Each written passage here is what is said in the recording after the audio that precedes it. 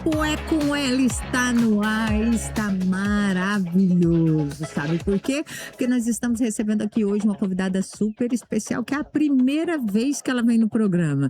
Na verdade, ela é nova, até na cidade aqui, eu vou falar pra vocês, viu? Mas, ó, com a especialidade aí que pouca gente faz e que pouca gente conhece, ó. Hoje eu tô recebendo aqui no Papo é com ela, e é com ela mesmo, a doutora Andresa Prats. Bom dia, doutora. Bom dia. Seja muito bem-vinda. Obrigada pelo convite. Dá uma raiva, doutora. Tão novinha. Só a cara. Questão de especialização aqui, né? Eu falei, gente, esse currículo, eu falei assim, Fabinho, eu não vou ler esse currículo desse tamanho, não, vou perder metade do programa.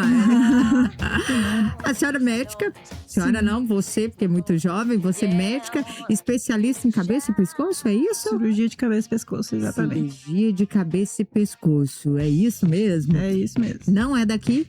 Não, eu sou mineira, né? Na verdade, eu fiz a minha faculdade e a primeira residência, que é cirurgia geral em Minas. E depois que eu fui para São Paulo, né, capital mesmo, para fazer a residência de cirurgia de cabeça e pescoço. E por lá eu fiquei alguns anos, aí uns 7 anos trabalhando, fiz mestrado, fiz o restante da formação. Vou mandar para vocês aí que estão ouvindo aí ou que estão no YouTube. Gente, são as 10 páginas. Doutora, mas por que cirurgia cabeça e pescoço? Logo de cara você decidiu? Então, a medicina, né, quando a gente entra com várias coisas na cabeça, pensando que é de um jeito e é de outro, né? Mas quando eu entrei, eu sempre quis fazer algo cirúrgico. Tentei não gostar, né, por ser mulher. Tentei aquelas questões, se casar, ter filho, cirurgia é uma rotina difícil. Mas eu sempre gostei e no final das contas não teve pra onde correr. Eu tive que fazer alguma coisa cirúrgica e eu fiz cirurgia geral. Na faculdade a gente sempre faz muitos estágios. Eu sempre gostei muito da área oncológica, Sim. que é, né, a parte de câncer aí dentro da medicina. Fiz os estágios e já conheci um pouquinho de cabeça e pescoço, mas muito pouco das cirurgias. E aí, quando eu fui fazer minha residência de cirurgia geral em Minas, o hospital era oncológico, um hospital do estado, da rede FEMIG, que é oncológico, e lá eu conheci mais a cabeça e pescoço, e aí eu fui me apaixonando pela especialidade. E aí, chegou no final da residência de cirurgia geral, eu já sabia que eu queria cabeça e pescoço, e aí a segunda prova aí que a gente faz foi direcionada para isso mesmo. E é realmente uma prova, né? Porque você fica ali 2 ou 3 anos numa residência. A primeira residência, hoje a cirurgia geral aumentou um pouquinho, tá de 3 anos, na minha época ainda era 2 anos. Você faz uma prova quando termina, né, a faculdade, escolhe os hospitais e depois tu faz essa residência, termina, você vai fazer outra prova. E aí eu fiz tanto em Minas quanto em São Paulo. Em Minas tinha poucas opções, as de São Paulo eram mais conhecidas. Acabou que eu fui para São Paulo e fiquei por lá. No início foi meio relutante, foi toda mineira ir para São Paulo, né? Mas é diferente, mas tu vai ganhando gosto de ficar na cidade. E também eu resolvi fazer mestrado na sequência, fiz na USP, fui ficando até terminar a formação toda lá. Trabalhando nesse período aí. Caiu em Rio Verde. Pois é. Olha aí, de Minas, São Paulo para Rio Verde. Pois é, quem diria. Um amigo meu que fez residência comigo, que é o Guilherme, que é o Dr. Guilherme Farias, a gente fez residência junto lá em São Paulo. E ele é de Goiânia, na verdade, mas tinha feito faculdade aqui, já conhecia a cidade. Então, quando ele terminou a residência, ele já veio para Rio Verde no intuito de montar o serviço de cabeça e pescoço. Sim. Só que sozinho a gente fica um pouco limitado, né? Sobre procedimentos, que tem uma dupla ali para operar. A gente nunca faz nada sozinho. E aí acabou que ficou realmente essa questão assim, Andresa, sempre tentando, venha para Rio Verde conhecer, você vai gostar, tu vai vir morar aqui, trabalhar junto. E aí terminei meu mestrado, eu falei, não aguento mais, preciso mudar de São Paulo, preciso para algum lugar. E aí veio o convite novamente do Guilherme, vamos para Rio Verde. Aí eu vim ano passado conhecer, fui vindo algumas vezes aqui para conhecer mais a cidade, falar, você quer saber? Vou sair de São Paulo, eu vou para Rio Verde e a gente vai tocar esse serviço aí agora. Bebeu água uma vez e acabou, vou te falar, viu? Não vai ter jeito mais. A gente tem gostado bastante da cidade. Então. E hoje nós vamos falar, doutora, sobre o Júlio Verde. É um assunto novo aqui no programa O Papo é com ela. Eu acho que se foi abordado foi uma vez, ninguém nunca abordou esse tema. É um tema muito interessante. Dentro da sociedade de especialidades dentro da medicina, tem sido feito algumas campanhas campanhas para tentar conscientizar a população sobre algumas doenças que às vezes as pessoas conhecem pouco, né? A minha especialidade mesmo, cirurgia de cabeça e pescoço, a maioria das pessoas nem sabe o que faz. Não sabe. Até colegas médicos às vezes têm dificuldade de entender qual é a área de abordagem nossa, né? Eu acho que isso é interessante explicar. Sim, porque às vezes a gente recebe os pacientes e eles ficam um pouco chateados, porque a gente fala, não, isso não é meu, né? E aí você não tem que é da minha área. né? Tipo, vem muito paciente que é para endócrino, não é para mim, porque é tratamento hormonal. Paciente que é da otorrino. O cabeça e pescoço, no geral, ele trata alguns tumores, que vai da face, região de boca, garganta e o pescoço no geral, como tireoide, por exemplo. Então, vem muito paciente tireoide, que é o mais comum de todos os tumores. Mas os cânceres, no geral, de boca, garganta, pele na face, no couro cabeludo, acaba vindo para o cirurgião de cabeça e pescoço. E às vezes a gente tem dificuldade de diagnóstico porque as pessoas não conhecem essas lesões, né? É uma especialidade que tem poucos lugares. Dentro de Goiás, por exemplo, a gente só tem na capital, que é Goiânia, e acho que Anápolis. E agora a gente aqui, eu e o Guilherme. Então, assim, dentro do estado inteiro só tem nessas 3 cidades. É muito pouco, né? Então, daí você vê a dificuldade da formação de um especialista, que é basicamente oncológico, a nossa base principal é oncológica, tem sim doenças benignas também, mas o Julho Verde veio justamente aí como uma campanha da Sociedade Brasileira de Cirurgia de Cabeça e Pescoço para conscientizar a população sobre o que são os tumores de cabeça e pescoço, o que a nossa especialidade faz, para o quê? Dar o diagnóstico precoce, orientar a população sobre saúde, sobre lesões que são suspeitas, o que especialista procurar, porque o que acontece muito, 80% dos tumores, aproximadamente cabeça e pescoço, eles são diagnosticados tardio, né? O paciente já está com doença avançada, às vezes não tem como mais operar, fazer o tratamento, acaba caminhando para um lado que a gente chama de paliativo. E a nossa ideia com essas campanhas aí da sociedade é sempre orientar os pacientes o que é o sinal de alarme, o que tem que fazer, o que hábito de vida tu pode mudar para evitar que essas doenças aconteçam, e se elas acontecerem, como é que é o tratamento, né? Porque às vezes muita gente nem sabe. Não sabe, então essas campanhas da sociedade são para isso. Dentro da cabeça e pescoço a gente tem muita coisa. Então, assim, o Julho Verde engloba muita coisa, mas tem tópicos principais que têm que ser falados, né? É engraçado que quando a gente fala de câncer, as pessoas associam mais a mama, a próstata, câncer de pele. Ninguém fala muito, né, em cabeça e pescoço, na verdade. E é interessante porque, por exemplo, você olha as estatísticas do INCA, né, do Instituto Nacional do Câncer, por exemplo, o câncer de tireoide, ele, no geral, ele ocupa o 8º lugar, né? Que isso, é mesmo? Ele está no ranking aí dos 10 mais frequentes, né? O câncer de tireoide. Que não é um câncer tão agressivo, mas tem modalidades agressivas e mesmo sendo agressivo precisa tratar, porque como todo câncer pode ter progressão de doença. E dos outros cânceres que são mais agressivos, digamos assim, os que têm maior prevalência aí na estatística do INCA é os de laringe e os de boca para homem, né? Para mulher, o de tireoide é mais comum dentro da cabeça e pescoço, né? Que eu tô focando nisso. Mas para homens é mais boca e laringe, por causa de cigarro e bebida, que é muito mas comum. a boca é interna, dentro da boca, Então, é língua? tudo. Como que é? Tudo? Então, é mesmo? Boca, o que a gente tem que ficar de olho é desde lábio, né, que por causa de cigarro, né, que aquecimento ali da região e o cigarro já proporciona muito tipo de câncer de boca. Língua, o céu da boca, a mucosa lateral, a base da língua, né, que é aquela região onde a língua fica lá atrás presa. Mesmo? E aí ali já começa o que a gente chama de garganta, né, de maneira popular, que aí começa a orofaringe, a laringe, que é a região de prega vocal, que faz a voz. Tudo isso você trata, Tudo então. isso faz. A Então, faringe, qualquer lugar, qualquer região dessa, eu posso desenvolver um câncer. Pode. Principalmente, os principais fatores de risco, né, é cigarro e bebida. Né? O cigarro, não só de cabeça e pescoço, como vários, né? A gente sempre vai ter orientação de parar de fumar.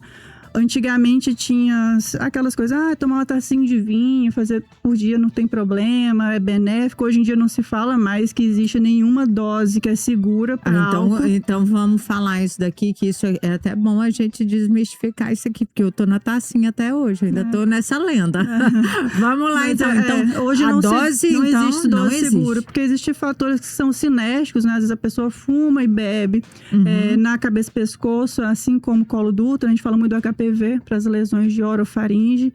Então, vai juntando esses fatores que são fatores de risco, que predispõem lesões nessa região que podem se tornar um câncer.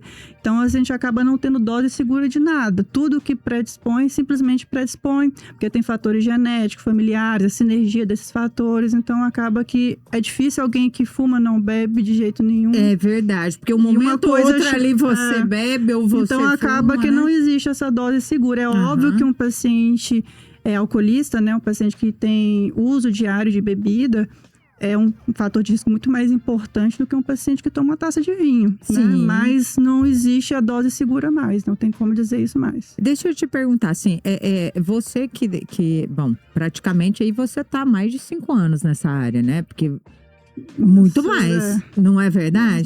Você já viu algum índice? Você percebe que o índice aumentou, diminuiu, manteve desse câncer, desses tipos de câncer de cabeça e pescoço? Na verdade, não existe aumento ou diminuição. O que a gente vê, principalmente quando se trata de tireoide, que seria tipo o nosso arroz com feijão, que mais chega justamente pela quantidade que tem, né? Ela é o mais comum. Pois é, mas aí existe um perfil desse paciente ou não? Então, aí cada um tem seu perfil. Mesmo? Como eu tô falando de cabeça e pescoço, cada um tem um perfil. Por exemplo, câncer de tireoide. Geralmente, o mais comum são mulheres a partir dos 30 anos. Porque é onde geralmente tem nódulos, né? Cistos. E acaba que a mulher faz ultrassom. Hoje em dia, muito ginecologista pede ali na rotina, mesmo sem sintomas. Né, o ginecologista na rotina dele pede e acaba diagnosticando algum nódulo. Então, hoje em dia, não é que teve um aumento dos casos, teve um aumento dos diagnósticos, por exemplo, de câncer de tireoide. Porque antigamente não era todo mundo que fazia ultrassom de tireoide. Hoje tem mais acesso, como tem né? essas rotinas que alguns especialistas colocaram, então você acaba dando mais diagnósticos desse tipo de câncer, por exemplo. Existe ainda, assim, existe pacientes jovens com menos de 30 anos que pode ser diagnosticado com algum tipo de tumor desse ou não? A maioria é 30 mais? Quando a gente fala de maneira genérica, a gente está colocando a maior parte da população. Por exemplo, boca, garganta. Esse tipo de tumores, né, que são um pouco mais agressivos, é mais comum na população acima dos 45, 50 anos. Justamente porque tem um histórico ali de tabagismo e etilismo, muitas vezes estão associados a essas doenças, né? E o HPV também, porque ele leva tempo para gerar alguma alteração ali das células. Porém, tem sim pacientes com menos de 30 anos, somente do HPV, com câncer de boca, de garganta. E então, toda vez que a gente faz as biópsias, né, para dar esses diagnósticos, um dos testes que se faz é ver se tem o HPV, por exemplo, presente ali na amostra. É outro fator também que a gente não leva tanto em consideração, você deixa passar, não é verdade? Hoje em dia tem várias maneiras de prevenir, de né? prevenção, e ninguém se atenta a isso, né? Principalmente a vacina, né?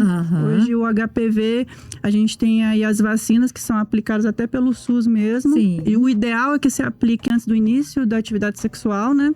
Então, por isso que as idades de vacinação é entre 9 e 14 anos. Sim. Então, o pessoal ainda tem um pouco de receio, não quer falar muito sobre esse assunto, né? Com as crianças. Né? Mas como todas as outras vacinas, é para prevenir ali doenças mais graves. Para a mulher tem da questão do colo do útero, que também é muito importante. E os de boca, principalmente orofaringe, né? Que é base de língua, amígdala. Esse início ali da garganta, o HPV, ele é muito importante por causa do tipo de vírus ali. Então, a vacinação hoje é comprovada que também reduz a chance de desenvolver um câncer de cabeça e pescoço pelo subtipo de vírus que é colocado na vacina para prevenção. Doutora, são muitos fatores, então, né? Porque quando você pensa em alguns tipos de câncer, às vezes vem mais o fator genético, né? Às vezes uma associação ali, mas o cabeça e pescoço são muitos fatores, né? As tumores de cabeça e pescoço no geral, com fator genético, pensando em neoplasias malignas, né, que o foco aí do Júlio Verde seria os cânceres no geral, são poucos, tá? São raros. Até tireoide tem uns subtipos que são bem raros aí, que chega a 2%, tem um outro subtipo que chega aí uns 5% no geral aí dos 100% de tireoide, que tem alguma relação genética, né? Tem alguns testes, geralmente quando a pessoa recebe esse diagnóstico, a gente já até avisa, né? Tipo, olha, isso aqui tem fator genético, familiar de primeiro grau tem que fazer tais testes para ver se tem essa predisposição. Mas a grande maioria aí dos cânceres de cabeça e pescoço, que é boca, garganta, pele também, é fatores de exposição e fatores de risco, que são modificáveis, né? Cigarro, bebida, hoje em dia o HPV consegue se vacinar. né? Igual eu tô falando, né? Assim, para criança o ideal é antes, mas a gente, como adulto, também poderia vacinar. Acaba que o SUS ainda não pega esse grupo.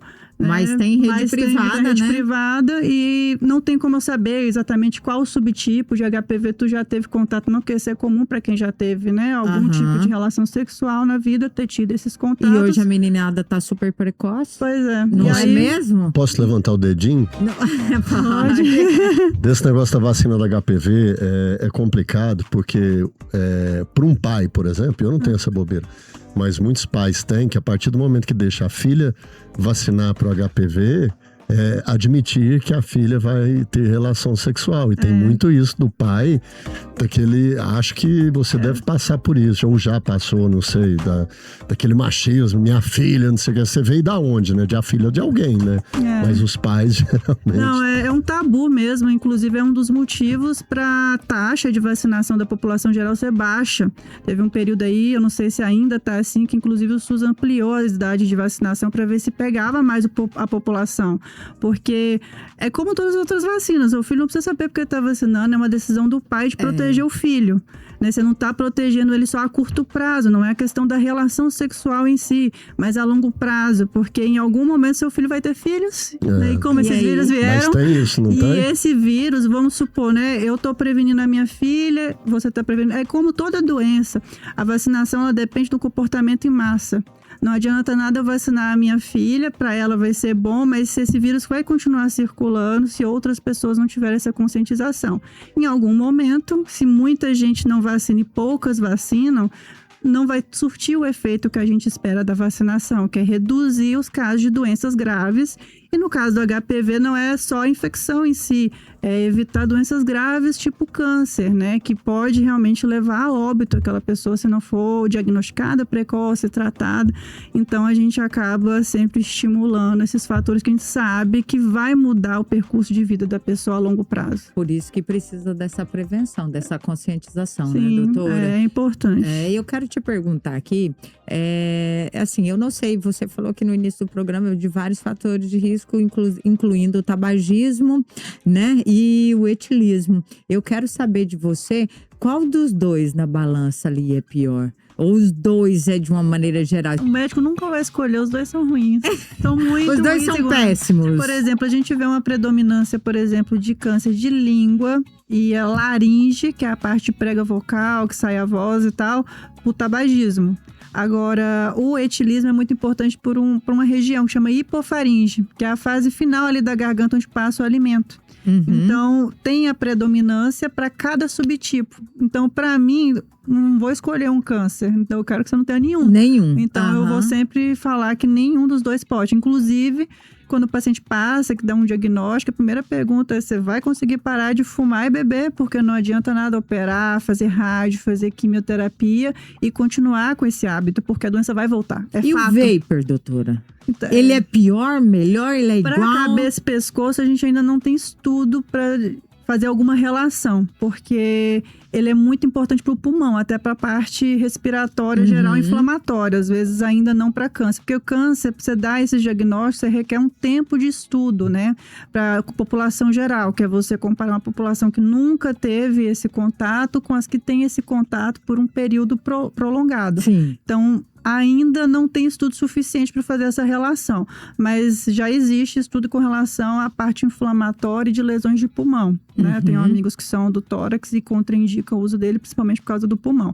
Dentro da cabeça e pescoço ainda não existe a indicação de se existe uma substância específica dentro dos vapes, porque hoje, como eles não são legalizados, né, a maioria é vendida de contrabando, a gente nem sabe as substâncias que são colocadas ali de fato, né? Diferente do cigarro, que na teoria é legal, tem os também de contrabando, mas a gente sabe as substâncias que tem e são feitos estudos de acordo com isso. O vape ainda não tem estudo dentro da cabeça e pescoço. Né? Ô, doutora, uma pessoa pode ter HPV aí por anos e anos sem saber e desenvolver o câncer ao longo desse tempo? Pra ser sincero, a partir do momento que as pessoas têm início da relação sexual, a maioria vai ter algum tipo de HPV. É mesmo? É porque são muitos tipos. E aí tem alguns subtipos que são os que são agressivos, digamos assim, que eles predispõem a alterações na tua célula que desenvolve algum tipo de câncer. Por exemplo, de colo de útero e o de boca, que é o da cabeça e pescoço, que é principalmente orofaringe, né? Que é ali base de língua, amígdala. Sim. Então, é uns subtipos específicos. Aí tem as reações cruzadas, às vezes outros subtipos que têm umas características semelhantes e que, por exemplo, a vacina pega também e que também evita essas lesões. Então, a maioria da população tem já o HPV ali, cavidade oral, região genital, algum subtipo. E mesmo assim Alguns pode dão só vacinar aquelas ou não, verruguinhas. doutora? Sim. Pode Eu vacinar. expliquei, porque eu não sei qual subtipo tu tem. Mas o que Aham. você tem, se você vacinar, já rodou. Na teoria, o que você já teve contato e está contaminado, ele pode evitar coisas mais graves. Se eu vacinei contra o que eu já tenho, não adianta de porque nada. ele, na teoria, a vacinação é para ganho de imunidade. Então, na teoria, se você vacina, mesmo que você já tenha tido algum contato, pode ser que você evite doenças graves, né? Igual outras vacinações. Mas o que eu tenho, já rodei. Mas Rodou, doutora. você vai evitar a doença mais grave. Porém, se você já teve contato, a gente não tem como fazer esse teste para todos, né? Mucosa oral, vaginal, região genital no geral. Então, acaba que é isso. Uma vez você teve contato, na teoria você já está com aquela contaminação, não tem como prever daqui para frente. Mas você tem outros subtipos pelo menos 4 subtipos que a vacina pega, que são os principais para os cânceres no geral. Então, como a gente não tem como saber, o ideal é vacinar. Antes do início da atividade sexual seria o ideal. Por isso que a gente tenta vacinar ainda pequenininho, que é o que a gente bate muito na tecla, né? Vacinar antes do início da atividade sexual. Mas como eu não sei o subtipo que as pessoas já tiveram contato, se puder vacinar para evitar outros subtipos, né? Porque às vezes você não teve contato com nenhum desses que é agressivo, às vezes você teve contato com os que dá só verruguinha. Sim. E não dá lesão maligna. Então você evita esses subtipos agressivos. Né? Você quer perguntar? Posso ir? Não, eu quero perguntar da má higiene bucal, se ela pode desenvolver mas assim, porque algum esse tipo.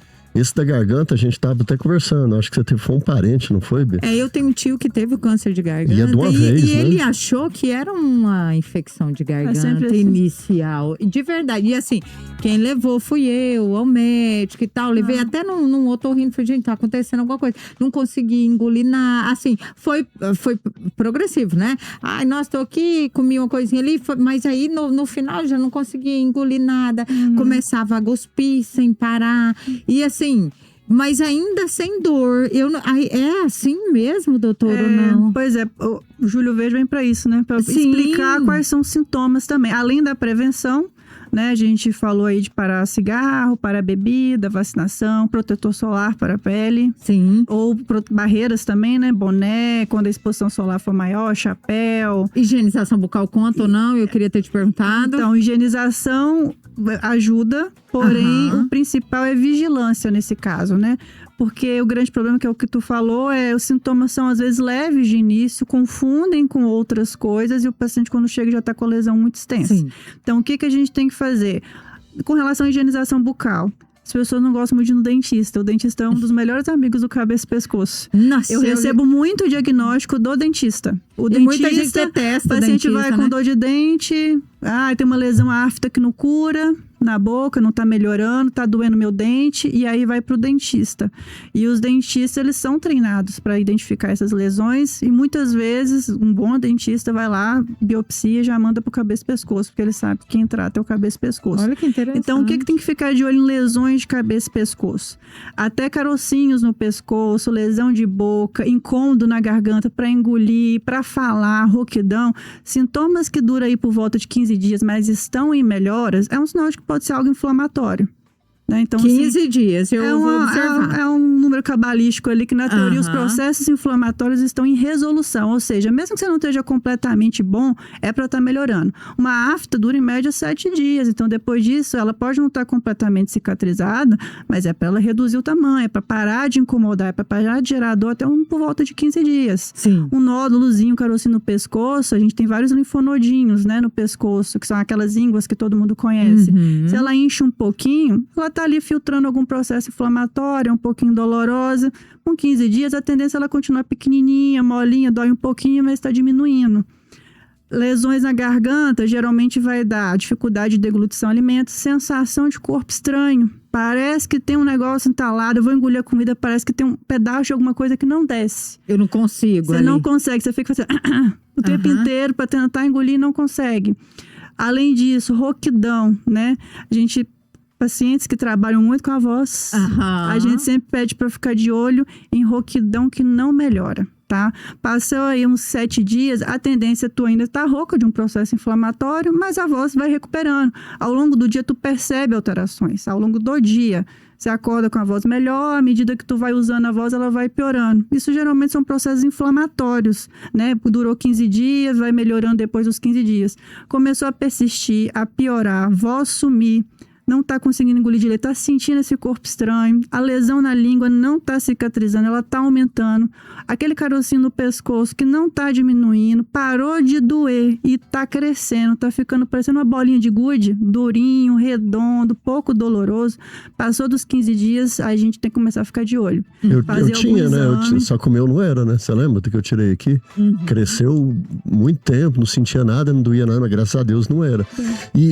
Mas foi um sinal de alerta para você procurar um médico, né? Na verdade, um sinal de alerta depois que ele já estava grande, né? É porque, segundo o Google, eu já tive vários cânceres.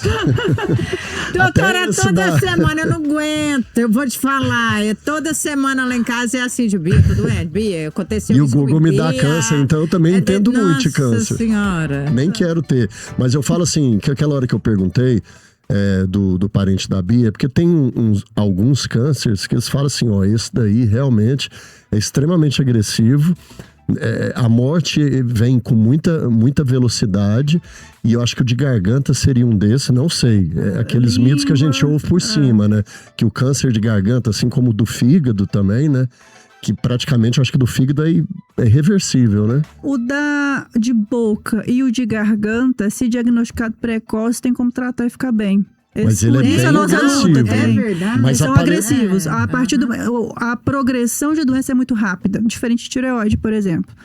Mais de 90% dos cânceres de tireoide não são agressivos, mas eles existem, são câncer, pode dar doença metastática, então tem que ser tratado. Mas leva um tempo, às vezes anos, para crescer, para se tornar ter algum sintoma. Boca e garganta não, é questão de 1-2 meses para ter uma progressão importante, crescer rápido, mudar ali o estadiamento até o tipo de tratamento do paciente. Então, dependendo ali do tanto que o tumor já cresceu, alguns tratamentos ficam difíceis. Por exemplo, às vezes uma cirurgia era o ideal, porém o tamanho que ele chegou para a gente se torna inviável aquela cirurgia, porque cirurgia de cabeça e pescoço não é só para tratar o paciente, tem que estar apto a ter uma vida depois da cirurgia, né? Imagina tirar toda a língua, tirar toda a região da garganta, não ter como falar, não ter... Então, assim, tem níveis de cirurgia que é compatível com a vida, com a qualidade de vida, e outras que não são, né? Então, às vezes, tem outros tratamentos opcionais e, às vezes, quando chega muito avançado, os tratamentos acabam ficando na escala do paliativo ali, que é diminuir sintomas, né? O paciente ter alguma qualidade de vida dentro que ele está, mas são realmente cânceres mais agressivos, são boca e garganta, que é os do cigarro e da bebida. E é engraçado quando você fala isso, porque eu me recordo, já faz muito tempo, mas me recordo como se fosse hoje. É muito sofrimento ver o paciente daquele jeito, e o paciente sofre muito também, né? Porque ele não consegue engolir nem água. Bom, no caso, né, desse parente meu, ele não conseguia engolir nem água. Então, eu estava padecida ali em cima da cama e realmente esperando a hora da morte. Né? Aí, quando a gente fala dos pacientes, que eu falei, né? Essas campanhas é justamente para evitar que isso aconteça. O paciente chega nesse estágio mais avançado, porque a gente começa a ficar restrito de tratamento. E aí a gente caminha para o outro lado, que são os cuidados paliativos, né? Cuidado paliativo não é só para o paciente que está em fim de vida. Deixando claro, para qualquer doença crônica, o paciente pode ter um cuidado paliativo. Um paciente dialítico, um paciente que tem um problema cardíaco grave, porque requer cuidados específicos, né? Que ele precisa ali para manter um nível de qualidade de vida dentro do tratamento crônico. E na cirurgia, principalmente cabeça e pescoço, a gente encaminha muito para o paliativo quando o paciente está com um tratamento restritivo, a redução de sintomas, porque a cirurgia já não é mais curativa, vai trazer mais, a gente chama de morbidade, né? Mais malefício que benefício. Dentro da medicina, quando a gente fala de uma boa medicina, a gente quer fazer nosso papel, eu quero fazer minhas cirurgias, mas eu quero que o paciente tenha uma vida após a minha cirurgia. Se a minha cirurgia vai trazer mais malefício do que benefício, é onde a minha parte, ela ela encerra. encerra. E aí eu tenho que pensar no que é melhor para o paciente. Então, se a cirurgia não traz benefício, aí a gente encaminha para o cuidado paliativo, que é controle de dor, fornecer dieta dentro do que é possível, aí vem os tipos de sondas, né? O paciente, às vezes, quando é região de garganta, né, você tem que pensar que a prega vocal, ela não é só para falar, ela é a transição ali com o pulmão, é onde passa o ar. Então, se um tumor cresce nessa região, além da voz ficar rouca, além da dificuldade de engolir o alimento, porque a região que passa o alimento é ali do lado, né? Você ainda tem a questão de falta de ar, porque o tumor pode ocluir essa região onde passa o ar. Então, a gente tem que garantir via respiratória, né? Então, tem tudo isso que tem no cuidado paliativo que envolve a cabeça e pescoço como condutas cirúrgicas, que às vezes não é uma cirurgia para cura, porém para melhora de sintomas. Porque o paciente, ele tem direito também de escolher objetivos na vida. Tem que saber até onde o tratamento dele vai. Ele pode, ele tem que ter essa opção, né? O direito. O paciente, a família às vezes fica um pouco, digamos, receosa de passar por familiar ali, que você tá com uma doença avançada, que não dá mais para tratar. Mas eu sempre digo, o paciente geralmente pergunta. Alguns querem escutar da tua boca, de fato, olha, meu tratamento acaba aqui, porque ele quer ter um planejamento com o restante de vida que ele tem. Não interessa se vai ser 1, 2 meses ou 1 ano. Mas às vezes já aconteceu comigo ter paciente paliativo, que aí você fala assim, o tumor já está avançado, não tem mais tratamento a realizar, mas o único objetivo dele era entrar com a filha na igreja para casar. E ele conseguiu, a gente deu 2 meses, não ia chegar até o casamento, eles adiantaram o casamento da filha e ele conseguiu superar todas as expectativas nossas, fazendo as químios paliativas para manter bem e entrar com a filha na igreja. Nossa, então, assim, o cuidado emocional também é o seu e da família então, inteira, assim, não é? Tem essa parte também das especialidades oncológicas, mas obviamente nós insistimos na campanha para que o paciente tenha mais do que isso, né? Que ele tenha vida de verdade, muitos planos aí pela frente. Antes de eu entrar no comercial aqui, eu vou fazer uma pergunta. Para mim não tem incômodo lá em casa à noite, doutora, porque senão vai desenvolver outro câncer lá em casa de noite. Deixa eu te perguntar. Você falou que a rouquidão e tal, né? Na voz e tal. E aquele sem parar, que a pessoa acorda. Tem nada a ver, né? Que ela acorda de manhã, de tarde, à noite ela tá ali. Eu tenho rinite. Desce fluidos. Então, só descarta aqui essa possibilidade pra mim, porque aí, doutora, lá em casa vai estar tudo bem à noite. Por favor, viu? Esse daí, no geral, a grande maioria dos pacientes são processos inflamatórios. Rinite, sinusite, fica tendo ali um gotejamento posterior e fica tendo essa sensação de que tem um catarrinho ali. Tipo esse. Ou reproduz do refluxo. Eu tenho do refluxo, eu sei como que é. Parece que tem um pigarrinho ali. Nunca fumei, não gosto de cigarro, mas é como... Eu acho que é a sensação também, parecida de quem fuma. Que é um pigarro, que você fica acordando à noite e não sai. Aquele negócio parece que não sai. Você tenta cuspir e não sai. Então essa pessoa esse não que é tem diário, câncer, muitos meses, não tem fator de risco. No geral, é só realmente de doenças inflamatórias ali na região da garganta. Então pronto, essa pessoa tá bem, doutora. Tá muito bem, Não fume, não bebe, por favor. Aí não sei, né? Põe minha barra aí, que ela falou, você fuma e bebe, eu não sei. Primeiro, que quem pôs eu pra beber na vida foi você. E ficou parecendo que eu fumo também, né? Doutora, você vai ser psicóloga nesse programa. Olha aí, já tá mudando a especialidade. Eu fui beber com 30 e muitos anos, essa daqui que me ensinou a beber. Olha aí, gente. Não, é só de vez em quando. Tá? Depois desse programa pararemos. Viu? Doutora, explica pra gente aqui, eu quero que você... como que o paciente chega até você? Até você que admitiu que é uma especialidade pouco conhecida pela população. E você falou no meio do programa aqui que muitos odontólogos levam, né, encaminham os pacientes para você, né? Identificam ali, né, alguma anomalia, às vezes algum carocinho, alguma coisa na boca, e aí chega para você, né? Esses pacientes geralmente chegam encaminhados ou esses pacientes fazem uma primeira consulta com você para uma avaliação? No geral, o que a gente observa é que são encaminhados justamente porque as pessoas não conhecem muito a especialidade. Sim. Mas tem sim pacientes que vêm direto, porque se você tem algum desses sinais de alarme que eu falei, né, dessas coisinhas que não melhoram com 15 dias, seja lesões na boca, seja nódulos no pescoço, o aumento de volume na região cervical aqui, né, onde fica a tireoide aqui mais baixo, acaba a rouquidão que não melhora depois de 15 dias, está piorando, dificuldade de engolir alimento. emagrecimento, com perda de peso, essas coisas em geral que não estão em melhora, os pacientes podem vir direto com a cabeça e pescoço. A questão, quando a gente também atende SUS, e pelo SUS aí que a gente depende de encaminhamentos mais, porque ninguém passa na especialidade sem passar no centro básico de atendimento. Verdade. Então, geralmente vai para o centro básico de atendimento que encaminha. E aí a conscientização acaba que fica não só para os pacientes, mas também para os colegas médicos, né? Quando que encaminhar para a gente. É Para verdade. não ficar picando ali de uma especialidade para outra que não resolve, às vezes, porque realmente não é a E aí especialidade perde o deles. tempo do paciente Sim. e a saúde também, Então, né? no geral, essas lesões que não melhoram dentro desse tempo, o ideal é que o colega médico aí da área básica encaminhe quando for via SUS, né? Aqui a gente tem o Hospital do Câncer, que faz atendimento, né, de neoplasias, e tem o Hospital Municipal, que faz a parte de benignas, ou quando o paciente está sem diagnóstico ainda. Então, são as vias de encaminhamento do SUS. Meios, quais são os meios ali de exames? Os exames mais corriqueiros? O mais, aí depende da área, né? Aham. O Por exemplo, geral é Larissa, exame físico. Ah, é o exame físico? Vou olhar a boca do paciente, ver se tem lesão. Quando é boca, geralmente a gente examina. A gente faz uma parte meio chatinha, que é palpar ali a base da língua, porque o olho não chega, passa o dedinho, vê se tem algum nódulo. Palpa a região do pescoço, se tem algum carocinho, alguma coisa fora do padrão, aumento de volume. E aí, a partir daí, a gente vai direcionar os exames de imagem, né? Seja para tireoide, ultrassom, para garganta, tomografias, dependendo da região, é ressonância. E as nasofibros, que é aquelas endoscopias de nariz e garganta, que é para ver lesão. Terrível, né? Aquela ali incomoda. Tem alguns, na clínica que a gente atende, tem um aparelho um pouquinho mais fininho que incomoda menos, né? Mas ela não tem, às vezes, o canal de biópsia, que é o aparelho mais grossinho, tem. Então, às vezes, incomoda um pouquinho esse que é o mais grossinho.